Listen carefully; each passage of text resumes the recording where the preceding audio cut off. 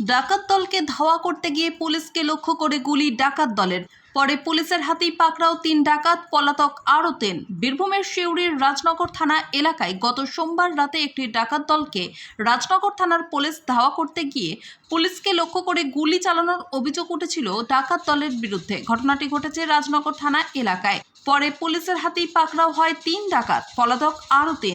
ধৃতদের কাছ থেকে একটি আগ্নেয়াস্ত্র উদ্ধার করেছে পুলিশ। ধৃতদের বাড়ি বীরভূমের কাকরতলা থানা এলাকায়। যদিও এই প্রসঙ্গে জেলা পুলিশ আধিকারিকদের সঙ্গে যোগাযোগ করা হলে তাদের তরফে কোনো প্রতিক্রিয়া পাওয়া যায়নি। তবে আদালতে আইনজীবী জানান যে গুলি চালানো হয়েছে, এই প্রেক্ষিতে মামলাও করা হয়েছে।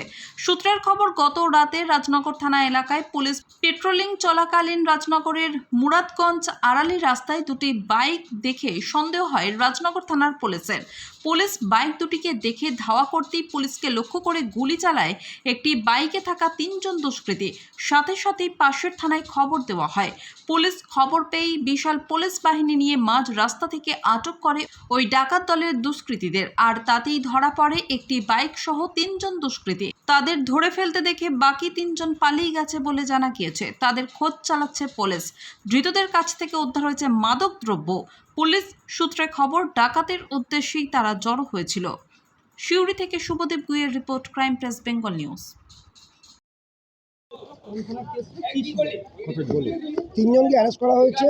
নাম্বার 1 হচ্ছে জিয়ারুল, তারপর হচ্ছে মুরতাজ আর ইসানুর। তিনজনকে গতকাল রাত্রিতে রাত 12:25 বাজে সেই সময় পুলিশের কাছে ইনফরমেশন ছিল যে এরা অবৈধভাবে মাদকদ্রব্য পাচার করছে। তারপর পুলিশ যায়। ওই জায়গাটা হচ্ছে আড়ালি বলে একটা জায়গা আছে, মুরাদগঞ্জ।